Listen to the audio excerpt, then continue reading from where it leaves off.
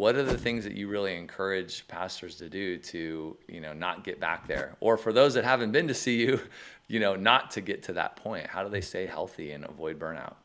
Yeah, I mean, there's definitely some burnout prevention things that we have learned in this field over the years.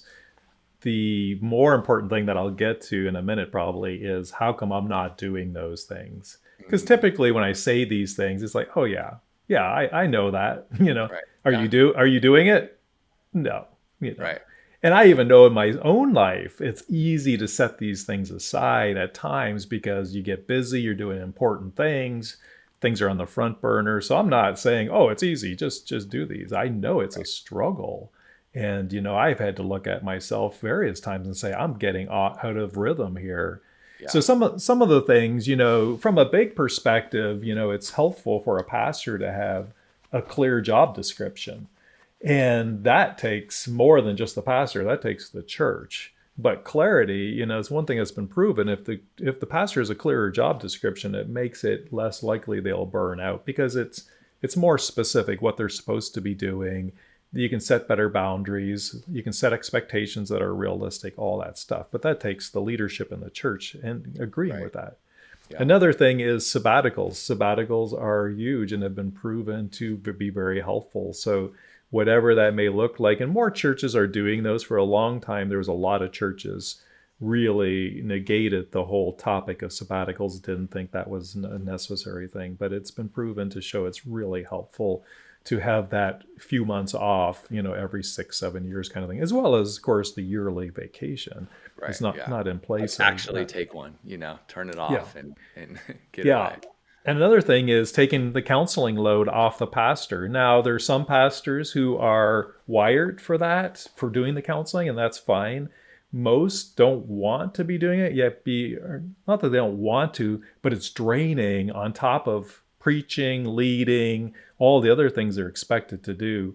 Right. So Right. taking the counseling load off the pastor and having them not expect to be that person because they're the one everybody wants to talk to, so to speak. And Hmm. that varies in churches and the size of the church and the culture of the church, of course. But for some pastors, they do a lot of counseling and are very drained by it. And then they have to dig deep to try to get the sermon done because I've been spending a lot of hours working with people in their brokenness one on Right. one or one on two. So those are some kind of big picture things. But then more specifically for the pastor, things like having a hobby. I often will ask pastor, what's your hobby? And they'll say, oh, it's fly fishing. I'm like, when did you last go? 2 years ago.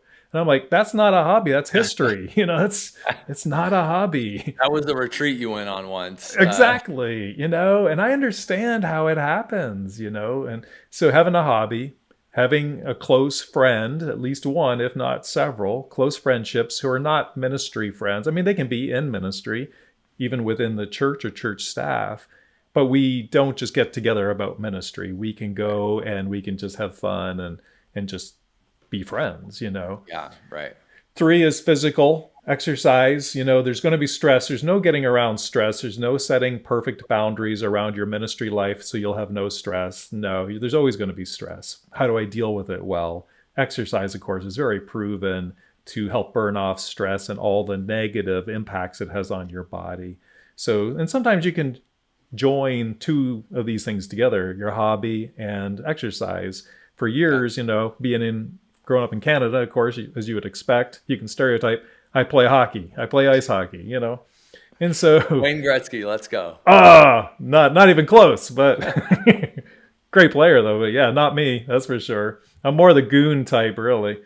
And and so, for years, my hobby and my exercise was hockey. I've gotten out of that the last 2 years, and I really need to get back into it. So I know myself as I'm saying this, I need to pick that back up again because it was a great stress reliever after a tough week. Going playing a game of hockey, and I'm hanging with the guys, and we're having fun. And man, it was social. It burned off stress. It was fun and I Yeah. was totally in the zone. I wasn't thinking ministry. Yeah. Like having that, I don't even know if there's something to like a healthy level of like competition, Oh like, yeah. right. In the context of like physical activity in sports. And I know not everybody loves that, but I don't know. I know for me, right? Like I need to go, I play basketball.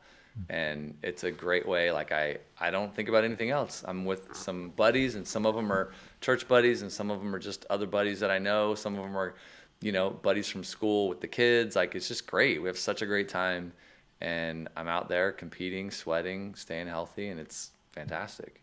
Yeah, I have heard it said, I think what you're mentioning, some people have said you shouldn't do team sports because it'll stress you out. But I disagree. I mean, some people, yes, if they realize that, hey, become a runner or do something, you want to do alone. For me, yeah, I love the competition. I love the team sport. I like everything about it. It's really helpful to me to play that, to play that game and get into the competition and just kind of lose myself in it. And so the other thing is, of course, having your own devotional life. The age old, not always pouring into others, not always going to the Word in preparation for a sermon or a Bible study or whatever, but spending my own time, and that can look a lot of different ways. Yep. From your own time of worship to your own time of praising God in the great outdoors, or whatever it may be that really refuels you, keeps you connected, Yeah. to God. Then the last one, I already said the last one, I'm sounding like a preacher now, but the last one would be, if married, investing in your marriage. Yeah. Right behind burnout, the next most common thing we see is marital issues. And if you're burned out, your marriage is going to start to suffer.